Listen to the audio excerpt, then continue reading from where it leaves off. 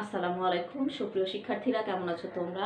আশা করছি তোমরা প্রত্যেকে ভালো আছো, সুস্থ আছো, নিরাপদে আছো, নিরাপদে গৃহে অবস্থান করছো এবং তোমাদের পরিবারের সকলেই নিশ্চয়ই ভালো আছে। আমিও ভালো আছি। আমি রুমানা আক্তার, প্রভাষক হিসাব বিজ্ঞান বিভাগ, ঢাকা কলেজ, ঢাকা। আজকে আমার অনলাইন ক্লাসে তোমাদেরকে স্বাগত জানাচ্ছি।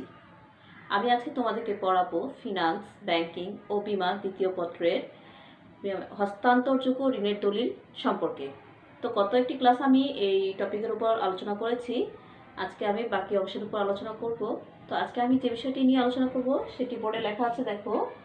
সরকারি নোট ও এর বৈশিষ্ট্য, ব্যাংক নোট ও এর বৈশিষ্ট্য, ব্যাংক ড্রাফট ও পে অর্ডার। এছাড়াও আমি আরও অনেক বিষয় নিয়ে আলাপ করব। তো শুরুতে আমি যেহেতু সরকারি নোট নিয়ে আলাপ করব, তাহলে সরকারি নোট কোনটা সেটা সম্পর্কে শুরুতে আলোচনা করছি। সরকারি নোট হচ্ছে সরকার কর্তৃক নিজ দায়িত্বে প্রচলিত যে বিহিত মুদ্রা রয়েছে, সেই বিহিত মুদ্রাকে সরকারি নোট বলা হচ্ছে। এটি সাধারণত সরকারের আদেশে সরকারের অর্থ মন্ত্রণালয় কর্তৃক ছাপানো হয় এবং কেন্দ্রীয় ব্যাংক কর্তৃক তা প্রচলন করা হয়। তো বাংলাদেশে 1 টাকা 2 টাকার কাগজি মুদ্রা হচ্ছে এরকম সরকারি নোট। এছাড়া ধাতব মুদ্রা যেগুলো রয়েছে সেগুলো সরকারি নোট। এরপরে হচ্ছে, দেখো, আমরা যদি একটু তোমাদেরকে দেখাই একটা সরকারি নোট, তাহলে অনেক কিছুই তোমরা বুঝতে পারবে। যেমন দেখো, নোটটার কি লেখা আছে? গণপ্রজাতন্ত্রী বাংলাদেশ সরকার, তাই না?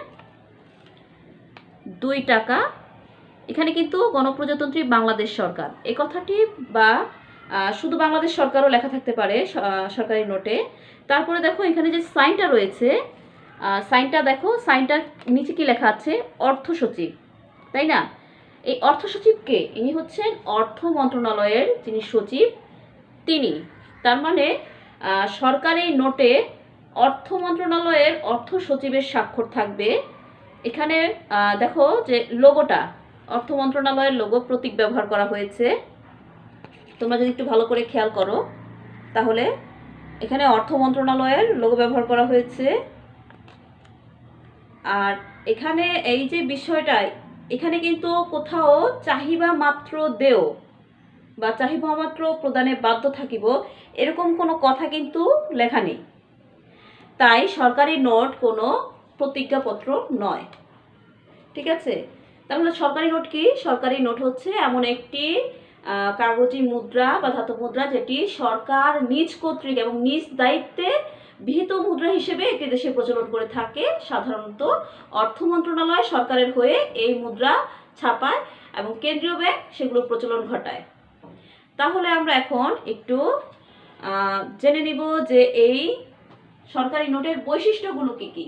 দেখো বোর্ডে লেখা আছে, প্রথম বৈশিষ্ট্যটি ইস্যুকারী কর্তৃপক্ষ। তো আমি যেটা শুরুতেই বলছিলাম যে ইস্যুকারী কর্তৃপক্ষকে, ইস্যুকারী কর্তৃপক্ষ হচ্ছে সরকার।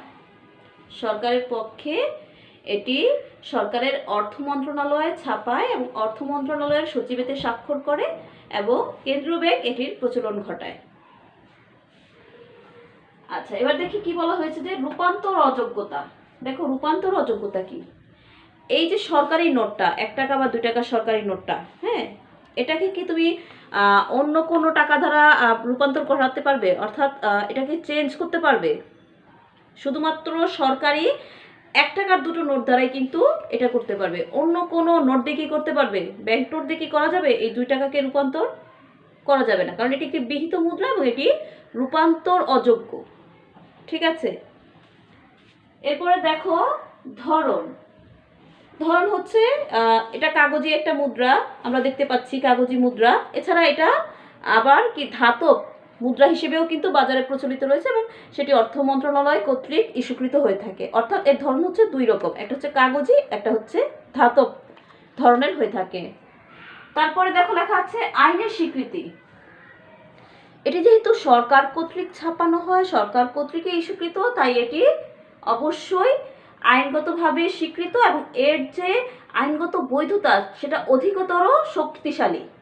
ঠিক আছে? ব্যাংক নোটের তুলনায় এই সরকারি নোটের আইনগত বৈধতা অনেক বেশি শক্তিশালী। তো আরেকটা কথা লেখা আছে, দেখো 5 নম্বরে, যে গ্রহণে বাধ্যবাধকতা। গ্রহণে বাধ্যবাধকতা মানে হচ্ছে কি, একটি দেশের সরকার কর্তৃক প্রচলিত যে বিহিত মুদ্রা রয়েছে, অবশ্যই সেই বিহিত মুদ্রাটি জনগণ গ্রহণে বাধ্য থাকবে এবং ব্যবহার করতে বাধ্য থাকবে। যদি জনগণ ব্যাংকে গিয়ে বা কোনো আর্থিক প্রতিষ্ঠানে গিয়ে বা কেন্দ্রীয় ব্যাংকের কথা যদি বলি, কেন্দ্রীয় ব্যাংকে গিয়ে যদি সরকারি নোট চায়, ব্যাংক নোটের পরিবর্তে সরকারি নোট চায়, তাহলে সেটা পাবার অধিকার সেই গ্রাহক রাখে। কারণ সরকারি নোট যেমন সে ব্যবহারে বাধ্য, তেমনি পাওয়ার অধিকারও তার রয়েছে। ব্যাংক নোটের পরিবর্তে সরকারি নোটে পাওয়ার অধিকারও একজন গ্রাহকের বা জনগণের রয়েছে। তো এই যে সরকারি নোট আসলে ইস্যু করা হয় কেন, উদ্দেশ্যটা কি? এই যে একটু আগে যে কথাটা আমি বললাম যে সরকারি নোট পাওয়ার অধিকার রয়েছে, মূলত এটাই উদ্দেশ্য। অর্থাৎ ব্যাংক নোট তো সরকার কর্তৃক সরাসরি ইস্যুকৃত নয়। যেহেতু সরকার কর্তৃক সরাসরি ইস্যুকৃত নয়, তাহলে একজন জনগণ বা একজন গ্রাহক কিন্তু সরকারি নোট অধিকতর নিরাপত্তার স্বার্থে ব্যবহার করার জন্য চাইতেই পারে, তাই না? এই যে চাওয়া, তার চাওয়াটা পূরণ করার লক্ষ্যে কিন্তু সরকারি নোটের প্রচলন ঘটানো হয়েছে। তো এবার আসি আমরা ব্যাংক নোট সম্পর্কে। ব্যাংক নোটটা কি? ব্যাংক নোটটা হচ্ছে সরকারের অনুমতি প্রাপ্ত হয়ে সরকারের অধীনে পরিচালিত হয়ে কেন্দ্রীয় ব্যাংক যে নোট ইস্যু করে, সেই নোটটাকে বলা হচ্ছে ব্যাংক নোট। 5 টাকা থেকে 1000 টাকা পর্যন্ত যে নোটগুলো আমরা দেখছি সবগুলোই কিন্তু ব্যাংক নোট। এদের রূপান্তর যোগ্যতা রয়েছে। তবে 5 টাকার নোটটা নিয়ে একটু সমস্যা আছে। সমস্যা হচ্ছে কি, যে তোমরা হয়তো দেখবে এখনো বাজার থেকে 5 টাকার নোট, যে পুরাতন নোটগুলো রয়েছে সেগুলো চলে যায়নি। তার মানে কোনটাতে অর্থ সচিবের স্বাক্ষর করা আছে, আবার কোনোটাতে বাংলাদেশ ব্যাংকের গভর্নরের স্বাক্ষর করা আছে। তবে আইন অনুযায়ী 5 টাকার নোট বর্তমানে ব্যাংক নোট। 16 সালে এ নিয়ে একটি অধ্যাদেশ জারি হয়েছিল, সে অনুযায়ী এটি ব্যাংক নোট। তো যাই হোক, আমরা যেটা পড়ছিলাম যে ব্যাংক নোট সম্পর্কে। ব্যাংক নোট, আমি একটা ব্যাংক নোট দেখাই তোমাদেরকে। এই যে দেখো ব্যাংক নোট, কি লেখা আছে? বাংলাদেশ ব্যাংক। উপরে কি লেখা আছে তোমরা স্পষ্ট দেখতে পাচ্ছ, বাংলাদেশ ব্যাংক। আর লোগোটা দেখো এখানে, এই যে লোগোটা কিন্তু বাংলাদেশ ব্যাংকের লোগো ব্যবহার করা হয়েছে, ঠিক আছে? এই যে সাইডে বাংলাদেশ ব্যাংকের লোগো ব্যবহার করা হয়েছে। আচ্ছা, এবার দেখো এখানে কিন্তু কিছু কথাও লেখা আছে। এই যে এখানে দেখো ছোট ছোট করে লেখা, চাহিবা মাত্র, এই যে চাহিবা মাত্র বাহককে দিতে বাধ্য থাকিব, চাহিবা মাত্র বাহককে দিতে বাধ্য থাকিব। একটু দেখো তোমরা, এগুলো হচ্ছে ব্যাংক নোটের বৈশিষ্ট্য। আর এখানে স্বাক্ষর করেছেন কে সেটা একটু দেখে নাও। স্বাক্ষর করেছেন বাংলাদেশ ব্যাংকের গভর্নর, ঠিক আছে? তো এটা হচ্ছে একটা ব্যাংক নোট। তাহলে এই যে আমি দুটো নোট সম্পর্কে তোমাদেরকে দেখালাম, এবার ব্যাংক নোটে যেহেতু আমি আলোচনা করছি, তো আমার আলোচনা আমি ফিরে আসি। তাহলে ব্যাংক নোটের গায়ে মূলত বাংলাদেশ ব্যাংকের লোগো থাকে, এবং ব্যাংক নোটের উপরে কি লেখা থাকে? বাংলাদেশ ব্যাংক বা কেন্দ্রীয় ব্যাংকের নাম লেখা থাকে। ব্যাংক নোট ইস্যু করে যেহেতু কেন্দ্রীয় ব্যাংক, তাই কেন্দ্রীয় ব্যাংকের যে মুখ্য নির্বাহী তিনি কিন্তু এই নোটে স্বাক্ষর করবেন। বাংলাদেশের ক্ষেত্রে সেটা বাংলাদেশ ব্যাংকের গভর্নর করে থাকেন। এবং এটি যেহেতু 5 টাকা থেকে শুরু করে 1000 টাকা পর্যন্ত হয়ে থাকে, তার মানে এর ব্যবহারও কিন্তু মানে অধিক। সরকারি নোটের ব্যবহার যেমন সীমিত, কিন্তু আর্থিক লেনদেনের ক্ষেত্রে এই বাংলাদেশ ব্যাংকের যে কর্তৃক যে প্রচলিত নোট, ব্যাংক নোট, এটির কিন্তু প্রচলনটা বেশি, ব্যবহারটা বেশি। তো এখন আমরা এই বৈশিষ্ট্যগুলো একটু দেখি। দেখো লেখা আছে কি, ইস্যুকারী কর্তৃপক্ষ।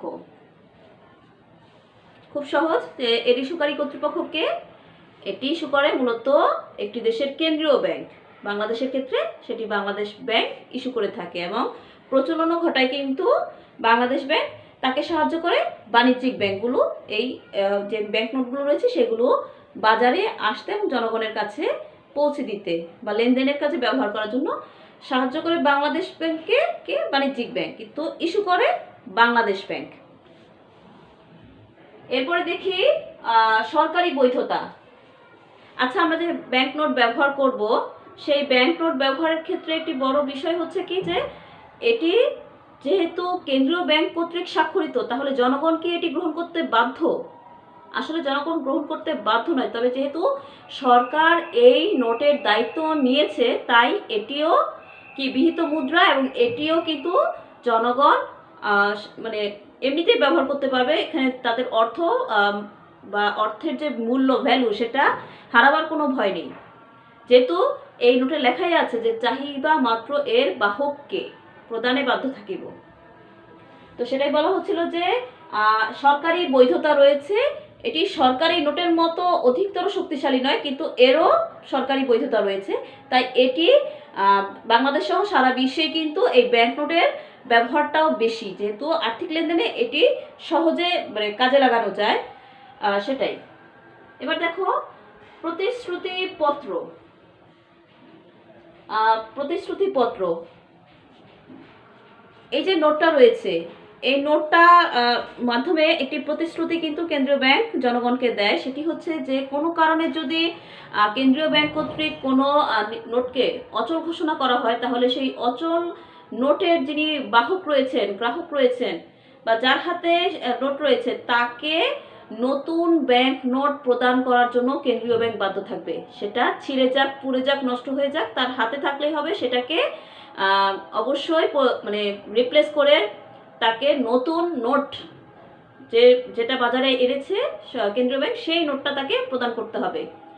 এই প্রতিশ্রুতিটা কিন্তু দেওয়া আছে বাংলাদেশ ব্যাংকের পক্ষ থেকে, যেহেতু এই কথাটিও লেখা আছে যে চাহিদা মাত্র ইহার বাহককে দিতে বাধ্য থাকিব। ঠিক আছে, এটাও একটা কারণ, তাই এটি একটি প্রতিশ্রুতি পত্র। এরপরে দেখি ব্যবহার। যেটা আমি একটু আগে বলছিলাম যে ব্যাংক নোটের তুলনামূলক ব্যবহার অনেক অধিক, যেহেতু সরকারি ব্যাংকগুলো খুবই ছোট মূল্যমানের হয়ে থাকে, 1 এবং 2 টাকা মূল্যমানের, আর ব্যাংক নোট তো 1000 টাকা পর্যন্ত মূল্যমানের হয়ে থাকে। তাই আর্থিক লেনদেনের ক্ষেত্রে জনগণের কাছে এটি অধিক গ্রহণযোগ্য, এবং এই কারণে সারা বিশ্বে সরকারগুলো মূলত ব্যাংক নোটকে ব্যবহারে মানে উৎসাহিত করে থাকে। এরপরে আসি দলিলের ধরন। দলিলের ধরনটা কি? আমরা একটু আগে যেটা প্রতিশ্রুতিপত্র বলছিলাম সেটাই। আসলে ব্যাংক নোট হচ্ছে একটি অঙ্গীকারপত্র বা প্রতিজ্ঞাপত্র। এখানে তো স্পষ্টভাবে বলা আছে যে চাহিদা মাত্র ইহার বাহককে দিতে বাধ্য থাকিব। তার মানে এটি হচ্ছে একটি প্রতিজ্ঞাপত্র, যেখানে প্রতিজ্ঞা করা হয়েছে এবং প্রতিজ্ঞা করে স্বাক্ষর করেছে বাংলাদেশ ব্যাংকের গভর্নর। তাই এটি একটি প্রতিজ্ঞাপত্র।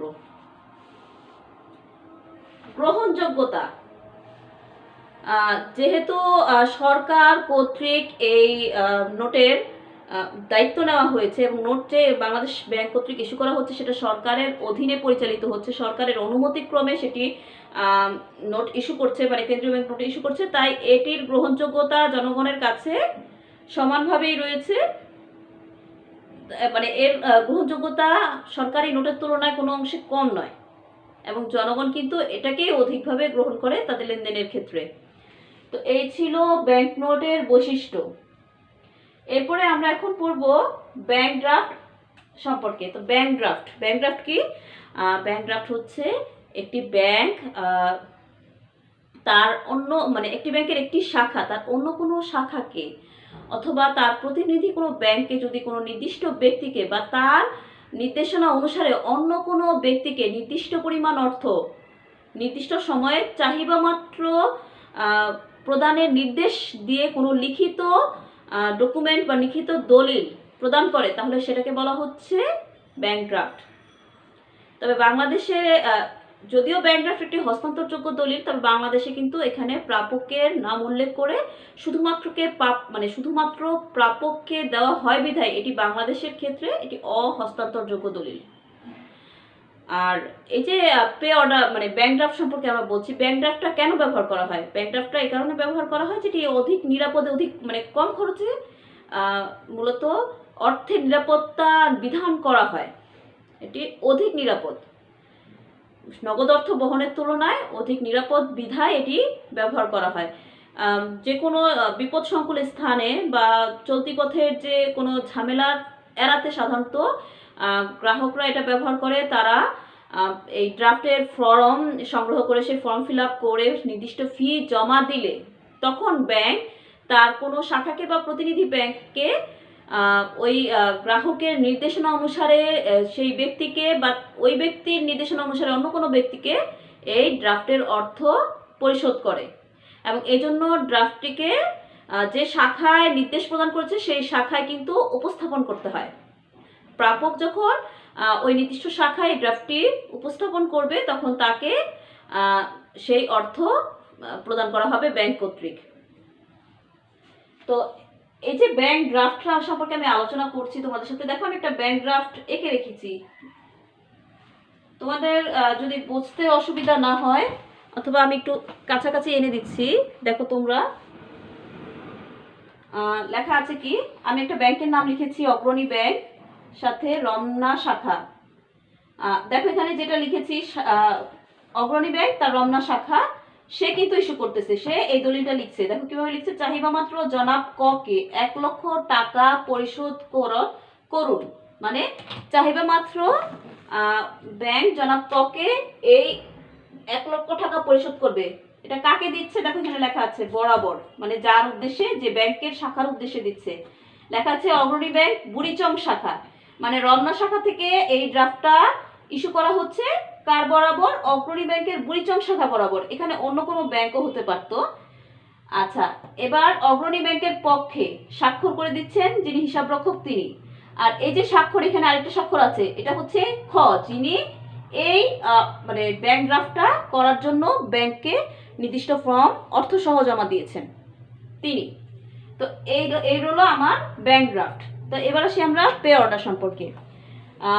পে অর্ডারটা কি? পে অর্ডার হচ্ছে, দেখো দেখা আছে পেমেন্ট অর্ডার, অর্থাৎ পে অর্ডার হচ্ছে কোনো ব্যাংক কোনো নির্দিষ্ট ব্যক্তিকে তার অর্থ প্রাপ্তির নিশ্চয়তা প্রদান করে যে দলিল ইস্যু করে সেটাকে বলা হচ্ছে পে অর্ডার। এখানে পে অর্ডার যে শাখা থেকে ইস্যু করা হয় সেই শাখায় কিন্তু পে অর্ডারের অর্থ প্রদান করে, অর্থাৎ আদেশটা আদিষ্ট একই শাখা। তাহলে পে অর্ডার আর চেকের মধ্যে পার্থক্য কি? চেকও তো ব্যাংক প্রদান করে। পে অর্ডারের সাথে চেকের পার্থক্য হচ্ছে যে চেকের ক্ষেত্রে চেকধারী যিনি আছেন তিনি হচ্ছে ওই ব্যাংকে হিসাব থাকে এবং সেই হিসাবে পর্যাপ্ত পরিমাণ অর্থ থাকার পরে কিন্তু তিনি অন্য কোনো ব্যক্তিকে চেক প্রদান করেন। অনেক সময় দেখা যায় যে হয়তো চেক প্রত্যাখ্যান হয়, মানে গ্রাহকের হিসাবে যদি যথেষ্ট পরিমাণ টাকা না থাকে তাহলে সেটি প্রত্যাখ্যান হতে পারে, কিন্তু পে অর্ডারের ক্ষেত্রে কিন্তু এরূপ কখনোই ঘটবে না। কারণ পে অর্ডার হচ্ছে একটি নিশ্চয়তা পত্র, যেখানে নিশ্চিত করে বলা হচ্ছে প্রাপককে ওই পরিমাণ অর্থ অবশ্যই প্রদান করা হবে। মানে চেকের যে সমস্যা রয়েছে এই পে অর্ডারে কিন্তু সেই সমস্যাটি নেই। এখানে এটি সাধারণত অর্থ প্রদানকারী পক্ষ ব্যাংকে অর্থ জমা দিয়ে এই পে অর্ডার সংগ্রহ করেন এবং সেটি প্রাপককে প্রদান করেন। এরপরে প্রাপক সেটি ব্যাংকে নির্দিষ্ট শাখায় উপস্থাপন করে সেই অর্থ সংগ্রহ করেন। সাধারণত পে অর্ডার কিন্তু দাগ কাটা প্রকৃতির হয়। তো তাহলে সেক্ষেত্রে দাগ কাটা প্রকৃতির যদি হয়ে থাকে তাহলে সেক্ষেত্রে হচ্ছে যিনি গ্রাহক তাকে তার হিসাবে জমা দিয়ে পে অর্ডারের অর্থ সংগ্রহ করতে হয়। আর যদি দাগ কাটা না হয় তাহলে তিনি নগদে উত্তোলন করতে পারবেন অর্থ। তো দেখো আমি বোর্ডে একটি পে অর্ডারের চিত্র লিখে রেখেছি, যমুনা ব্যাংকের থেকে সংগ্রহ করা একটি পে অর্ডার। তো এই পে অর্ডারটির দেখো পুরোটা একটা চেকের মতো দেখতে। আমি তোমাদেরকে চেক দেখাতাম কিন্তু এই মুহূর্তে দেখানো সম্ভব হচ্ছে না, তাহলে তোমরা বুঝতে পারতে। এটা একটা দাগ কাটা পে অর্ডার। এখানে দেখো লেখা আছে, দুটো দাগ কেটে দিয়েছি, সাইডে লেখা আছে অ্যাকাউন্ট পে অনলি, অর্থাৎ শুধুমাত্র প্রাপকের হিসাবে অর্থ দেওয়া হবে, মানে ভিতরে প্রাপকের হিসাব লেখা আছে। হ্যাঁ, এরপরে এটা হচ্ছে যমুনা ব্যাংকের একটি পে অর্ডার, দেখা আছে পেমেন্ট অর্ডার, সাথে এই পেমেন্ট অর্ডারের সিরিয়াল নাম্বার। মানে এই যমুনা ব্যাংক গ্রাহককে যেই বই থেকে এই পে অর্ডারটি দিচ্ছেন তার সিরিয়াল নাম্বার হচ্ছে এটা। এরপরে হচ্ছে তারিখ, ধরো আমি আজকে তারিখ দিচ্ছি 14/12/2020, ঠিক আছে, মানে 14 ডিসেম্বর 2020 তারিখে এই পে অর্ডারটি সংগ্রহ করা হলো। লেখা আছে কি পে টু মিস্টার ডি, মানে মিস্টার ডি কে এটি প্রদান করা হবে।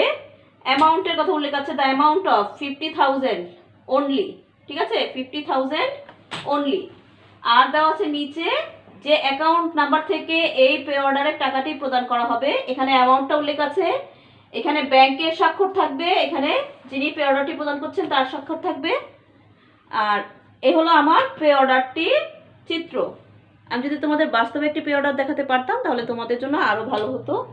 তো সেটি যেহেতু সম্ভব না, আমরা আপাতত বোর্ড থেকেই বুঝিয়ে দিলাম। তো এখন এই ছিল আমার আজকে হস্তান্তরযোগ্য ঋণের দলিল সম্পর্কে আলোচনা।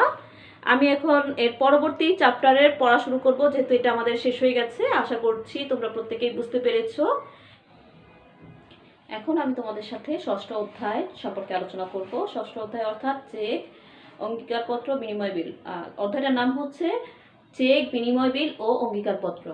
তো আজকে এখন আমি তোমাদের চেক নিয়ে আলোচনা করব। তো চেকটা কিভাবে আসলো? আসলে দেখো যে আমাদের যে সভ্যতা, বিভিন্ন যুগ আর সভ্যতার ক্রমবিকাশের সাথে সাথে সিক্ত হয়ে আমাদের ব্যাংকিং ব্যবস্থা কিন্তু এই প্রযুক্তিগত আধুনিক উন্নয়নটি ঘটেছে, এবং আধুনিক সময়ে ব্যাংকিং ব্যবস্থায় চেক একটি অত্যন্ত জনপ্রিয়, মানে অর্থ উত্তোলনের একটি জনপ্রিয় মাধ্যম। তো এই যে চেক, এটা কিন্তু একদিনে আসেনি। চেকটি প্রথম যে রূপটি ছিল সেটি ছিল যে মহাজন শ্রেণীর কাছে যখন মানুষ তাদের উদ্বৃত্ত অর্থ জমা রাখতো, তখন সেই উদ্বৃত্ত অর্থ জমার বিপরীতে মহাজনরা কিন্তু একটি রসিদ সেই ব্যক্তিদেরকে প্রদান করত। সেই রসিদটির নাম কিন্তু ছিল উত্তোলন চিঠা। পরবর্তীতে যখন মধ্যযুগে ইউরোপে স্বর্ণকার শ্রেণীর উদ্ভব হয়, তারাও কিন্তু একটি লিখিত দলিল, অর্থ উত্তোলনের জন্য একটি লিখিত দলিল তারা তাদের গ্রাহকদেরকে প্রদান করত, এবং তাদের যে এই লিখিত দলিলের ব্যবহারটা কিন্তু তারা ব্যাপকভাবে শুরু করেছিল, যেটি আধুনিক সময়ে এসে নাম হয়েছে চেক। বর্তমান সময়ে প্রত্যেকটা ব্যাংক লেনদেনের জন্য যে বিষয়টা অবশ্যই গ্রাহকদেরকে সরবরাহ করে থাকে, সেই বিষয়টি হচ্ছে চেক বা লিখিত দলিল। চেক কি? চেক হচ্ছে এমন একটি লিখিত দলিল যেটি ব্যাংক কর্তৃক আমানতকারীকে সরবরাহ করা হয়, এবং এই লিখিত দলিলটি ব্যাংক একটি ছাপানো কাগজে সরবরাহ করে, এবং এটি একটি অর্থ প্রদানের শর্তহীন লিখিত নির্দেশনামা। আমি আবার বলছি, চেক হলো ব্যাংক কর্তৃক প্রদত্ত এমন একটি ছাপানো কাগজ, যে কাগজে মানে কাগজটি আমানতকারীকে তার অর্থ উত্তোলনের সুযোগ দানের জন্য একটি শর্তহীন লিখিত নির্দেশনামা। তো চেকের সংজ্ঞা যদি আমরা দিতে যাই, তাহলে 1881 সালের যে হস্তান্তরযোগ্য ঋণের দলিল, মানে হস্তান্তরযোগ্য যে ঋণের দলিল রয়েছে তার আইনে যেটা বলা হয়েছে যে চেক হলো একটি বিনিময় বিল, যা একটি ব্যাংকের উপর প্রস্তুত করা হয় এবং চাহিদা মাত্র এর অর্থ পরিশোধ্য। অর্থাৎ চেকটি একটি বিনিময় বিল, একটি শর্তহীন নির্দেশনামা, যেটি আমানতকারীকে তার অর্থ উত্তোলনের সুযোগ দেওয়ার জন্য প্রদান করা হয়। শুধু আমানতকারীকে যে অর্থ উত্তোলনের জন্য তা কিন্তু না, আমানতকারীকে অর্থ উত্তোলন প্লাস তার লেনদেনে মানে লেনদেন কার্যক্রম সম্পাদন করার জন্য সহায়তা করার জন্য এই চেকটি আমানতকারীকে সরবরাহ করা হয়। তাহলে চেককে শুধু এমনি এমনি সরবরাহ করে দিলে চেকটি কার্যকর হয়ে যাবে? আসলে কিন্তু তা না।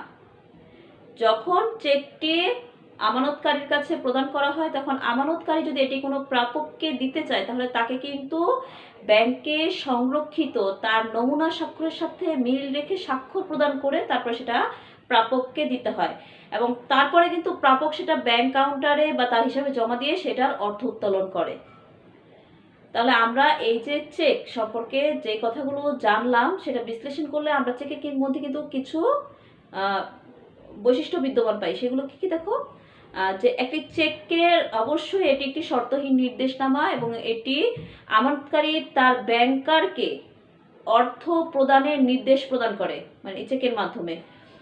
এবং এখানে যিনি এই চেকটির প্রাপক বা এই চেকটির অর্থকে পাবে, যিনি এটিকে স্বাক্ষর করেছেন তিনি সেলফ বা নিজ নামে এটি ইস্যু করলে তিনি পাবেন, যিনি অথবা অন্য কোনো তৃতীয় ব্যক্তিকে যদি তৃতীয় ব্যক্তির নাম যদি চেকে উল্লেখ করা হয় তাহলে তিনি পাবেন, অথবা যার কাছে চেকটি শেষ সময় পর্যন্ত থাকবে অর্থাৎ বাহক তিনি পাবে।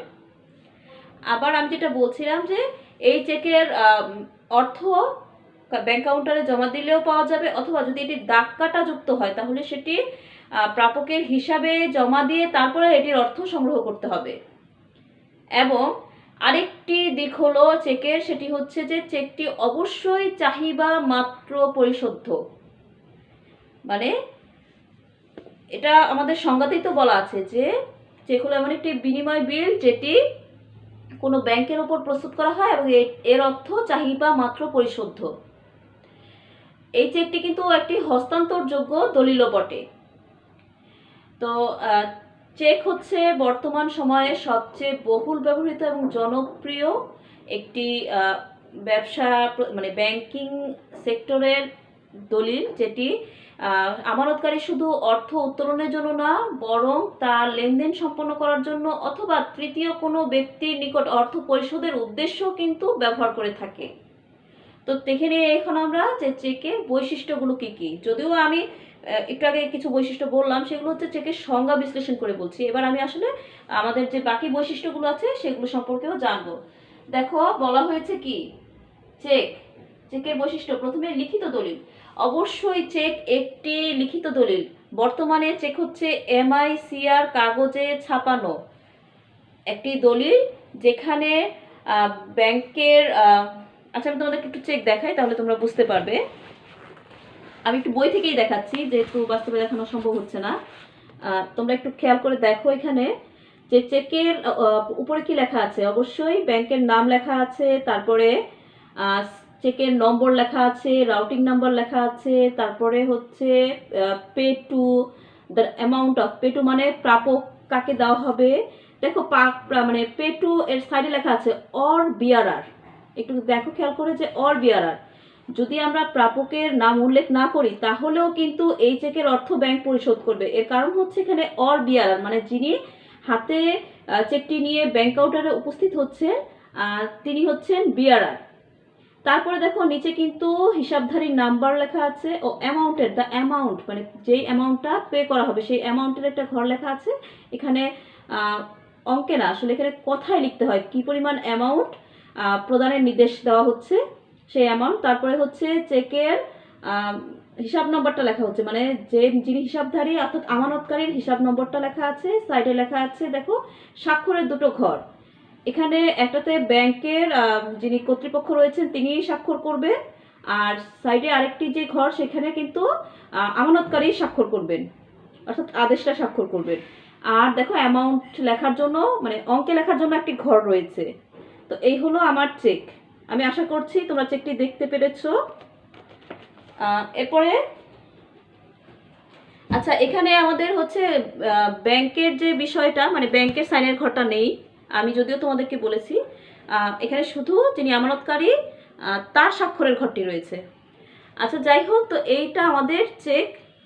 আমি যেটা তোমাদেরকে দেখালাম এটার বৈশিষ্ট্যগুলো আমরা যেটা পড়ছি, যে এই যে চেকটা দেখালাম এটা কিন্তু MICR কাগজে ছাপানো, এটা কিন্তু বিশেষ একটা কাগজ যেটা চুম্বক শক্তি দ্বারা পড়া হয়। ব্যাংকের যে রিডেবল মেশিন রয়েছে সেটা কিন্তু এই চেকটাকে পড়তে পারে। এই চেকটার যে নাম্বার দেওয়া আছে, যে সুন্দর করে নিচের দিকে, আমি যদিও খেয়াল করাতে পারিনি তোমাদের, নিচে অনেকগুলো সাংকেতিক শব্দ ছিল, এগুলো ছিল কিন্তু বিশেষ ধরনের সাংকেতিক চিহ্ন, যেগুলো রিডেবল যে মেশিনগুলো রয়েছে ব্যাংকের সেগুলো কিন্তু পড়তে পারে এবং পড়ে সেই চেকটাকে কিন্তু আইডেন্টিফাই করতে পারে। তো এই চেকটা অবশ্যই লিখিত হতে হবে, যেহেতু এটি একটি লিখিত নির্দেশনামা, লিখিত শর্তহীন নির্দেশনামা। আমানতকারীর পক্ষ থেকে ব্যাংকের প্রতি যে নির্দেশটা প্রদান করা হয় এটি একটি এমন দলিল, তার মানে চেক কি অবশ্যই লিখিত একটি দলিল। এটি মৌখিক কোনো নির্দেশ নয়, এটি লিখিত এবং নিয়মতান্ত্রিক উপায়ে এটি প্রস্তুত হয়ে থাকে। এরপরে আসি শর্তহীন আদেশ। শর্তহীন আদেশ দেখো বারবার করে বলছি, চেকে যদি কোনো ধরনের শর্ত দেওয়া থাকতো তাহলে এটি কিন্তু চেক বলে গণ্য হতো না বা হস্তান্তরযোগ্য দলিল বলেও গণ্য হতো না। চেক হচ্ছে একটি শর্তহীন নির্দেশনামা অর্থ প্রদানের জন্য, যেটা ব্যাংক আমানতকারীকে হিসাব খোলার সাথে সাথেই সরবরাহ করে থাকে। স্বাক্ষর। চেকে যদি আমি স্বাক্ষর না করে অন্য কাউকে দেই, ধরো আমি একজন আমানতকারী, আমি যদি স্বাক্ষর না করে অন্য কোনো ব্যক্তিকে দেই তাহলে সেই চেকটার কোনো ধরনের মূল্য নেই। কিন্তু আমি যদি স্বাক্ষর করার পরে, আমি আমানতকারী, আমি যদি স্বাক্ষর করে অন্য কাউকে দিই তখন সেটা কিন্তু ভ্যালু রয়েছে। সেজন্য বলা হচ্ছে যে যিনি আমানতকারী বা যিনি আদেশটা, যিনি চেকটি প্রদান করবেন তার কিন্তু বা চেকের প্রস্তুতকারী যিনি, তিনি, এখানে প্রস্তুতকারী আবার ব্যাংক সমস্যা হয়ে যাবে, তাহলে আমি প্রস্তুতকারী শব্দটা বাদ দিই। অর্থাৎ আদেশটা বা আমানতকারী যার হিসাবে, যার একটি ব্যাংকে হিসাব রয়েছে এবং ব্যাংক সেই হিসাবের পরিপ্রেক্ষিতে আমানতকারীকে যে চেকটি সরবরাহ করা হয়েছে সেই চেকটিতে অবশ্যই আমানতকারীর স্বাক্ষর থাকতে হবে। স্বাক্ষর না দিলে চেকটি কিন্তু বাতিল বলে গণ্য হবে। একাধিক পক্ষ, একটি চেকের, আমি গত ক্লাসে তোমাদের বলেছি যে চেকের পক্ষ তিনটি, আদেশটা, আদিষ্ট, প্রাপক। একটি চেকের তাহলে তিনটি পক্ষ থাকে। আদেশটা, ধরো আমি হচ্ছে আমানতকারী, আমি স্বাক্ষর করে হয়তো মিস্টার রহিমকে দিলাম, তাহলে মিস্টার রহিম হচ্ছে এখানে প্রাপক, আমি আদেশটা, আদিষ্টকে তাহলে আদিষ্ট হচ্ছে আমার ব্যাংকার। তার মানে চেকে একাধিক পক্ষ রয়েছে। এরপরে আসি তারিখ। তোমাদেরকে হয়তো আমি ওই চেকটা দেখানোর সময় তারিখের ঘরটার কথা উল্লেখ করিনি, কিন্তু তোমরা দেখেছো যে অবশ্যই চেকের ক্ষেত্রে তারিখ একটি গুরুত্বপূর্ণ বিষয়। কারণ একটা চেক সিগনেচার করার পরে সেই চেকটির মেয়াদ কিন্তু পরবর্তী 6 মাস পর্যন্ত থাকে। এরপরে কিন্তু মেয়াদ শেষে চেকটি বাসি হয়ে যায়, চেকটি অকার্যকর হয়ে পড়ে। সেজন্য চেকের ক্ষেত্রে অবশ্যই তারিখটা খুবই গুরুত্বপূর্ণ। ধরো আমি যদি চেকের গায়ে 2022 সালের একটা তারিখ দিই তাহলে কিন্তু চেকটি অমর্যাদাকৃত হবে, কারণ চেকটি আসলে কোনো ভ্যালিড তারিখ দেওয়া হয়নি। আবার আমি যদি চলে গেছে, যেমন 2019 সালের ডিসেম্বর মাসের একটা তারিখ দিই, তাহলেও কিন্তু চেকটি ভ্যালিড বলে গণ্য হবে না। তার মানে চেকটিতে এমন একটা তারিখ দিতে হবে যে তারিখটা দিলে আমার চেকটি অমর্যাদাকৃত হবে না বা বাতিল বলে গণ্য হবে না। এরপরে আসি হস্তান্তরযোগ্যতা। চেক অবশ্যই একটি হস্তান্তরযোগ্য ঋণের দলিল। এটি দেখো, বাহক চেক হলে কিন্তু শুধুমাত্র অর্পণের মাধ্যমে এটি হস্তান্তর করা যায়, কিন্তু যদি হয় হুকুম চেক বা আদেশে দেওয়া চেক তাহলে পিছনে, চেকের পিছনে পৃষ্ঠাঙ্কন করে তারপরে এটিকে হস্তান্তর করতে হয়। এজন্য যেহেতু দুইটা হস্তান্তর করা যায় সেহেতু এটি একটি বৈশিষ্ট্য হচ্ছে হস্তান্তর যোগ্যতা। এরপরে আসো নির্দিষ্ট অর্থের উল্লেখ। অবশ্যই চেকে নির্দিষ্ট পরিমাণ অর্থের উল্লেখ থাকবে। সেই চেকের অর্থটা কিন্তু শুধু অঙ্কে লেখা থাকবে না, কথায়ও লেখা থাকতে হবে এবং সেটাকে খুব স্পষ্ট ভাষায় লিখতে হবে যাতে সহজে বোঝা যায়। যেমন আমি কোনো প্রাপককে চেক দিলাম, লিখলাম ধরো 5,000 বা 10,000 টাকা প্রদান করুন। এখানে যে দ্ব্যর্থহীনতা রয়েছে যে 5,000 দিবে না 10,000 দিবে, এটা একটা সমস্যা, কিন্তু আমাকে স্পষ্ট করে দিতে হবে যে 5,000 টাকা প্রদান করুন। তখনই কিন্তু ব্যাংক এই 5,000 টাকা প্রদান করবে। যখনই দ্বিধা সৃষ্টি হবে তখন কিন্তু ব্যাংক ওই চেককে প্রত্যাখ্যান করবে। এরপরে আসো প্রাপকের নাম। চেকে অবশ্যই প্রাপকের নামের উল্লেখ থাকতে হবে। সেটা কোনো তৃতীয় ব্যক্তি হতে পারে বা তার নির্দেশে অন্য কোনো ব্যক্তি হতে পারে বা অনুমোদন বলে ধারক হতে পারে, যে কেউ হতে পারে, অথবা আমানতকারী নিজে সেলফ লিখে নিজেও প্রাপক হতে পারে। তার মানে চেকে অবশ্যই প্রাপকের নামের উল্লেখ থাকতে হবে। তবে বাহক চেকের ক্ষেত্রে যদি নাম উল্লেখ না থাকে তাহলে চেকে কিন্তু যে অর বিয়ারার কথাটা লেখা আছে না, এ কারণে যার হাতে চেকটা থাকবে তিনি কিন্তু ওই মুহূর্তে চেকের বাহক। তো সেটাই বলা হচ্ছে যে প্রাপকের নাম উল্লেখ থাকবে, মানে অবশ্যই প্রাপকের নাম উল্লেখ করে দিতে হবে। প্রাপকের নাম উল্লেখ ছাড়া, আর যিনি বাহক তিনিও কিন্তু প্রাপক, তাই না? তার মানে প্রাপকের নাম অবশ্যই উল্লেখ করে দিতে হবে চেকে। চাহিবা মাত্র প্রদেয়। আমাদের সংজ্ঞায় কিন্তু আমরা দেখেছি যে চাহিবা মাত্র পরিশোধ্য, যার অর্থ চাহিবা মাত্র পরিশোধ্য চেক হলো এমন একটি বিনিময় বিল বা হস্তান্তরযোগ্য ঋণের দলিল। তাহলে এখানে কি করতে হবে যে যখনই এই একটি চেক যেটি সকল শর্ত পূরণ করে ব্যাংক কাউন্টারে উপস্থিত করা হয়েছে সেই সময় অবশ্যই তার অর্থ ব্যাংকারকে চাহিবা মাত্রই প্রদান করতে হবে। যেহেতু এটি চাহিদা মাত্র প্রদানের একটি শর্তহীন নির্দেশনামা আমানতকারী তার প্রাপককে দিয়েছেন বা নিজেই প্রাপক হয়েছেন, তাহলে যখনই এটি সকল শর্ত পূরণ করে কাউন্টারে উপস্থিত হবে এই চেকটি, তখন তার অর্থ চাহিদা মাত্রই কিন্তু পরিশোধ করতে হবে। বিহিত মুদ্রায় পরিশোধ। চেকের অর্থ অবশ্যই বিহিত মুদ্রায় পরিশোধ করতে হবে। আচ্ছা, আমি বারবার বিহিত মুদ্রা বলছি, তোমাদের বিহিত মুদ্রাটা কি? বিহিত মুদ্রা হচ্ছে একটি দেশের সরকার কর্তৃক প্রচলিত মুদ্রাসমূহ যেটি জনগণ গ্রহণ করতে বাধ্য। আমি কিছুক্ষণ আগে তোমাদের সরকারি নোট পড়াচ্ছিলাম, সরকারি নোট বিহিত মুদ্রা। কোনো কোনো বইতে তোমরা দেখবে ব্যাংক নোট বিহিত মুদ্রা নয়, আসলে কিন্তু কথাটি ঠিক না। ব্যাংক নোটও বিহিত মুদ্রা, কারণ এটাও তো সরকারের অনুমতি নিয়েই দেশে প্রচলিত হয়েছে। তার মানে সরকার কর্তৃক অনুমোদন প্রাপ্ত হয়ে যে ধরনের মুদ্রাগুলো বাজারে প্রচলিত আছে বা সরকার কর্তৃক যে মুদ্রা বাজারে প্রচলন করা হয়েছে সেই মুদ্রাগুলোকে বিহিত মুদ্রা বলে, যেটা ওই দেশের জনগণ গ্রহণ করতে বাধ্য বা জনগণ ওই দেশটাতে ওই মুদ্রাগুলো ব্যবহার করে, সেই মুদ্রাগুলোকে বিহিত মুদ্রা বলা হচ্ছে। তো বিহিত মুদ্রায় পরিশোধ তার মানে কি? ব্যাংকের অর্থ একটি দেশে প্রচলিত বিহিত মুদ্রায় কিন্তু পরিশোধ করতে হবে, অন্য দেশি মুদ্রায় পরিশোধ করলে হবে না। ধরো আমি একটা ব্যাংকে অ্যাকাউন্ট খুলেছি, আমি হয়তো মিস্টার কবিরকে আমি একটা চেক দিলাম, কিন্তু তাকে ব্যাংক কি দিবে? টাকাই তো অর্থ প্রদান করবে, কারণ আমরা তো টাকা লেখা থাকে যে টাকা।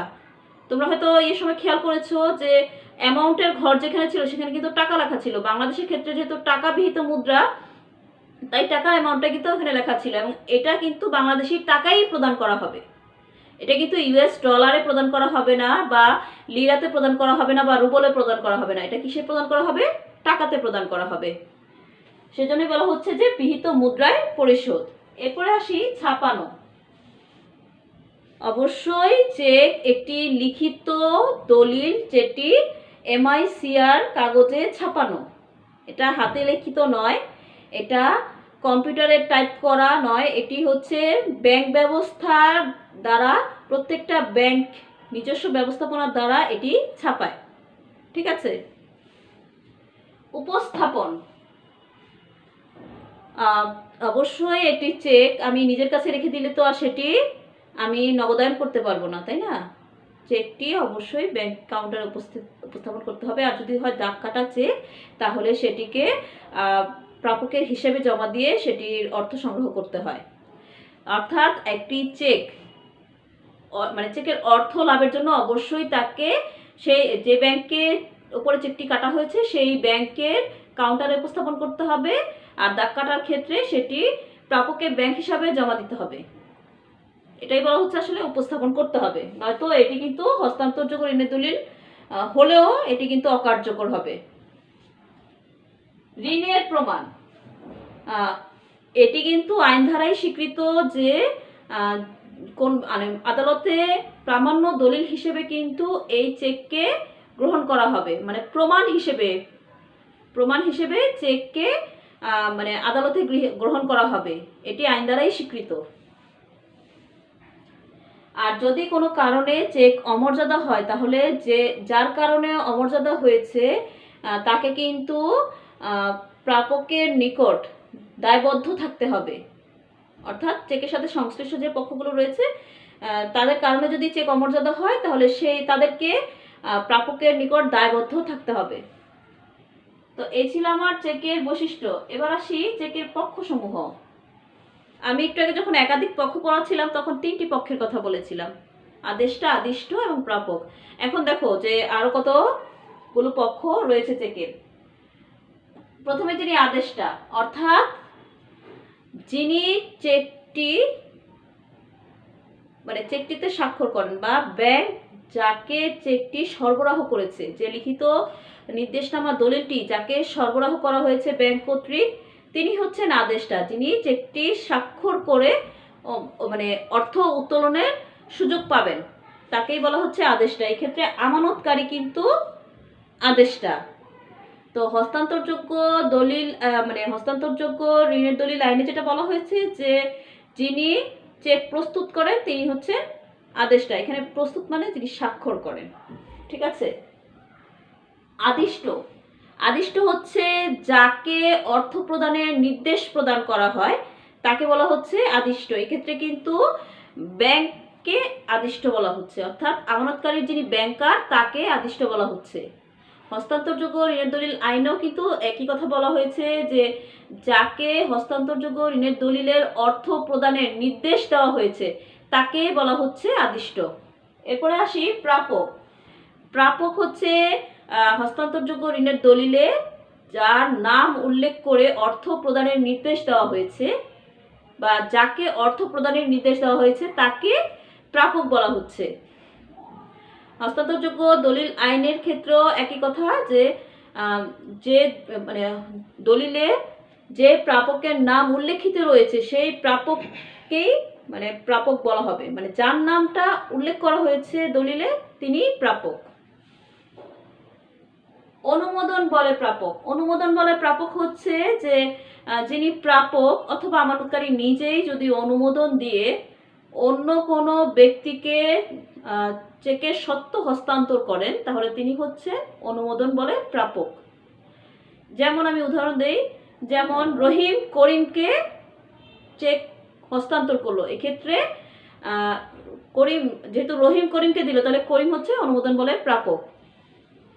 এরপরে হচ্ছে অনুমোদনকারী। অনুমোদনকারী হচ্ছে যিনি চেকের পিছনে পৃষ্ঠাঙ্কন করে বা সিগনেচার করে অন্য আরেকজনকে চেকটির সত্ত্ব হস্তান্তর করেন তিনি অনুমোদনকারী। আমি যে উদাহরণটা দিচ্ছিলাম রহিম এবং করিমের, যেহেতু রহিম করিমকে অনুমোদন করে চেকটির সত্ত্ব হস্তান্তর করেছে এক্ষেত্রে রহিম কি অনুমোদনকারী। তবে একটি কথা আছে, যদি কোনো কারণে চেকটি অমর্যাদাকৃত হয় তাহলে এখানে কিন্তু অনুমোদনকারী হিসেবে রহিমের দায়বদ্ধতা থাকবে করিমের প্রতি, অর্থাৎ করিমের অর্থ পরিশোধের দায় দায়িত্ব রহিমকে নিতে হবে। এখন তোমাদের প্রশ্ন থাকতে পারে, ম্যাডাম অর্থ তো ব্যাংক প্রদান করবে, যদি কোনো কারণে অমর্যাদাকৃত হয়, আমি কথাটা বলেছি অমর্যাদাকৃত হলে তখন অনুমোদনকারী কিন্তু দায়বদ্ধ থাকবে, যিনি অনুমোদন বলে প্রাপক তার অর্থ পরিশোধের জন্য। ধারক। ধারককে ধারক হচ্ছে এখানে আমি যদি আমার চেকে নিজেই সেলফ লিখে থাকি তাহলে আমিই ধারক, আর আমি যদি অন্য কোনো বা তৃতীয় ব্যক্তির নাম লিখে চেকটিতে স্বাক্ষর করি তাহলে তিনি ধারক, মানে অর্থাৎ প্রাপকই ধারক। আবার যদি প্রাপক অনুমোদন বলে অন্য কোনো ব্যক্তিকে দেয়, অর্থাৎ অনুমোদন বলে যে প্রাপক তিনিও ধারক, অর্থাৎ চেকটি ব্যাংকে উপস্থাপনের আগে যার সত্ত্বে বা যার দখলে থাকবে তিনি ধারক। এরপরে দেখো যথাকালে ধারক বা প্রকৃত ধারক, এই জিনিসটা একটু বোঝো। যথাকালের ধারকটা একটু কোশ্চেন আসে তোমাদের, বুঝতে সমস্যা হয়। যথাকালে ধারক হতে গেলে 3টি শর্ত পূরণ করতে হয়। প্রথম শর্তটি হচ্ছে কোনো মূল্যবান প্রতিদানের বিনিময়ে এই দলিলটি তিনি প্রাপ্য হয়েছেন, যে ধারক তার কাছে এই দলিলটির বা চেকটির মেয়াদ শেষ হওয়ার পূর্ব পর্যন্ত যদি তার দখলে থাকে, অর্থাৎ উপস্থাপনের আগ পর্যন্ত যদি তার দখলে থাকে বা মেয়াদ শেষ হওয়ার আগ পর্যন্ত যদি তার দখলে থাকে। আর তৃতীয় যে বিষয়টি সেটি হচ্ছে যে যে ব্যক্তির নিকট থেকে প্রাপক এটি প্রাপ্ত হয়েছে সেই প্রদানকারী বা অনুমোদনকারীর মালিকানা সত্ত্বে কোনো ত্রুটি নেই বলে যদি পাওয়া যায়, অর্থাৎ মালিকানা সত্ত্বে যদি অনুমোদনকারীর মালিকানা সত্ত্বে যদি ত্রুটি না থাকে তাহলে সকল শর্ত পূরণ সাপেক্ষে যার হাতে ওই চেকটি রয়েছে তিনি হচ্ছে প্রকৃত ধারক বা যথাকালে ধারক। এবং আইনে একটি বিষয় আছে যে ধারকের তুলনায় যথাকালে ধারক যিনি তিনি কিন্তু কিছু আইনগত সুবিধা বেশি পান। তো এই ছিল আমার চেকের পক্ষসমূহ। এবার আসি চেকের সুবিধা, গুরুত্ব, জনপ্রিয়তার কারণ বা শুধু গুরুত্ব। আমি এটা কেন লিখেছি দেখো, আমাদের 3 নাম্বার প্রশ্নটা যেটা আসে, উদ্দীপকের আলোকে এর গুরুত্ব ব্যাখ্যা করো বা এর যৌক্তিকতা বিশ্লেষণ করো, এ জাতীয় অনেক ধরনের কোশ্চেন আসে, সেজন্যই আসলে আমি এটা তোমাদেরকে পড়াচ্ছি। তোমরা একটু খেয়াল করে পড়ো। যেমন চেকের সুবিধাগুলা, এটা সহজেই বিনিময়যোগ্য। আমার হয়তো একজন ব্যবসায়ীর সাথে লেনদেন হচ্ছে, অথবা আমি একটি শাড়ি কিনবো, আমি হয়তো নগদ অর্থ বহন করে নিয়ে যাইনি, আমি তাকে চেক দিয়ে দিলাম, খুব সহজে কিন্তু বিনিময় কাজটা সম্পাদন হয়ে গেল, তাই না? এটি যেহেতু একটি নিয়মতান্ত্রিক উপায়ে লিখিত শর্তহীন নির্দেশনামা অর্থ প্রদানের ক্ষেত্রে, তাই এটি কিন্তু অতি সহজেই বিনিময়যোগ্য। নিরাপত্তা চেক কিন্তু অর্থের তুলনায় বেশি নিরাপত্তা প্রদান করে। যেমন যেহেতু চেকের মাধ্যমে যদি অর্থের লেনদেন হয়, তাহলে ব্যাংক বিবরণীতে কিন্তু ব্যাংক অবশ্যই এই বিষয়টা উল্লেখ রাখে, এবং চেকটি অর্থের তুলনায় খুবই ছোট জিনিস। যেমন আমি যদি 50,000 টাকার অর্থ নিয়ে ধরো মার্কেটে যাই, অথবা 50,000 একটা চেক নিয়ে মার্কেটে যাই, তোমাদের কাছে কি মনে হয় কোনটা বেশি নিরাপত্তা পাবে? অবশ্যই চেকটি, কারণ চেক একটা ছোট জিনিস, যেটা হয়তো আমার পার্সের এক কোণে পড়ে থাকবে, কিন্তু 50,000 টাকা কিন্তু এত মোটা একটা বান্ডেল, তাই না? এটা কিন্তু যারা ছিনতাইকারী বা চোর রয়েছে তাদের দৃষ্টি বেশি আকর্ষণ করবে, তাই এটি অধিক নিরাপত্তা প্রদান করে ব্যাংকের জন্যও, আবার গ্রাহকদের জন্যও। সংরক্ষণ, তুমি তোমার অর্থ যদি বাসায় সংরক্ষণ করো, সেটার থেকে যদি তুমি তোমার একটি চেকের পাতা সংরক্ষণ করো, তাহলে সেটা কিন্তু বেশি নিরাপত্তা দিবে, তাই না? সংরক্ষণেও সুবিধা। তোমার চেক বইটা হয়তো 25 পাতার একটা চেক বই, আর তোমার ব্যাংকে যে পরিমাণ অর্থ থাকে সেটা কিন্তু হিউজ অ্যামাউন্টের থাকে, অর্থাৎ তোমার যে সংরক্ষণ সেটাও তোমাকে মানে সংরক্ষণের একটা সুবিধা তোমার থাকতেছে। তোমায় হয়তো তোমার ধরো তোমার একটা ব্যবসা প্রতিষ্ঠান রয়েছে যেখানে প্রতিদিন প্রচুর টাকা সেল হয়, তাহলে সেই টাকাগুলো কিন্তু তুমি ড্রয়ারে জমা করে রাখলে একটা সময় কিন্তু ড্রয়ারটা ভরে যাবে। কিন্তু তুমি যদি টাকাটা ব্যাংকে রেখে তোমার কাছে চেক সংরক্ষণ করো, তাহলে কিন্তু তোমার টাকা যেমন নিরাপদ থাকলো, তেমনি তোমার ব্যবসায়িক কার্যক্রম সম্পাদনেও কিন্তু সুবিধা হলো। হস্তান্তরযোগ্যতা, যেহেতু চেকের অন্যতম একটি সুবিধা হচ্ছে হস্তান্তরযোগ্যতা। তোমার যখন কেনাকাটার প্রয়োজন হচ্ছে বা ব্যবসায়িক লেনদেন সম্পন্ন করার প্রয়োজন হচ্ছে, তখন তুমি কিন্তু তোমার এই চেকটি প্রদানের মাধ্যমে তুমি তোমার কার্যক্রমটি সম্পাদন করতে পারছো, এবং সহজেই তোমার কিন্তু আর্থিক লেনদেনও সম্পন্ন হয়ে যাচ্ছে, এবং তোমাকে নগদ অর্থ হস্তান্তর করার ঝামেলাও যেতে হচ্ছে না। জালিয়াতি ও প্রতারণা রোধ, জালিয়াতি আর প্রতারণা রোধের জন্য অবশ্যই চেক একটি গুরুত্বপূর্ণ দলিল, কারণ একটা চেক যদি দাগ কাটা হয় সেক্ষেত্রে কিন্তু জালিয়াতির সম্ভাবনা খুবই কম। যদি নর্মাল চেক হয়, বাহক চেক হয়, তাহলে হয়তো কিছুটা জালিয়াতির সম্ভাবনা থাকতে পারে, কিন্তু মানে দাগ কাটা চেকের ক্ষেত্রে কিন্তু এটার সম্ভাবনা খুবই কম। তারপরেও নর্মালি কিন্তু বাহক চেকেও সাধারণত জালিয়াতি সেভাবে হয় না, যদি না কোনো কর্মকর্তার বা অন্য কোনো ব্যক্তির দূরভিসন্ধি জাগ্রত হয়। এছাড়া কিন্তু চেক অত্যন্ত নিরাপদ একটি বিষয়, এবং এখানে জালিয়াতি এবং প্রতারণার সুযোগ খুবই কম। প্রামাণ্য দলিল, যেটা আমি তোমাদেরকে বৈশিষ্ট্যের সময় পড়াচ্ছিলাম, যে কোনো আদালতে প্রামাণ্য দলিল হিসেবে চেককে গ্রহণ করা হয়, এবং এটি আইন দ্বারাই স্বীকৃত। যে কোনো ধরনের চেকের অমর্যাদার ক্ষেত্রে অবশ্যই সংশ্লিষ্ট পক্ষসমূহ কিন্তু যিনি ধারক বা প্রাপক তার কাছে দায়বদ্ধ থাকে এই চেকের অর্থ পরিশোধের জন্য। ঝুঁকি হ্রাস, অবশ্যই নগদ অর্থ বহনের যে ঝুঁকি সেটা হ্রাস করে চেক। তুমি একটি চেক নিয়ে খুব সহজেই ট্রাভেল করতে পারবে, এক স্থান থেকে অন্য স্থানে গমন করতে পারবে, ব্যবসায়িক কার্যক্রম করতে পারবে, তোমার নগদ অর্থ বহনের বা হারানোর ঝুঁকি তোমার থাকছে না চেক ব্যবহারের কারণে।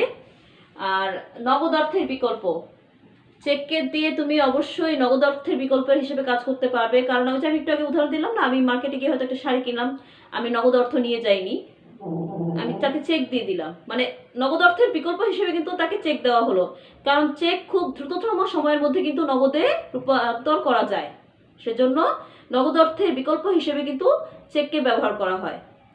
তো এই ছিল আমার চেকের সুবিধা বা গুরুত্ব বা জনপ্রিয়তার কারণ, যেটা তোমাদেরকে যদি কোশ্চেন করা হয় বিশ্লেষণ করো খুব সহজে তোমরা অ্যান্সার করতে পারবে। তো আজকে আমার ক্লাস ছিল এই পর্যন্তই। তোমরা প্রত্যেকে ভালো থাকো, সুস্থ থাকো, স্বাভাবিক থাকো, তোমাদের পরিবারের সকলেই ভালো থাকো। আল্লাহ হাফেজ, সকলকে ধন্যবাদ।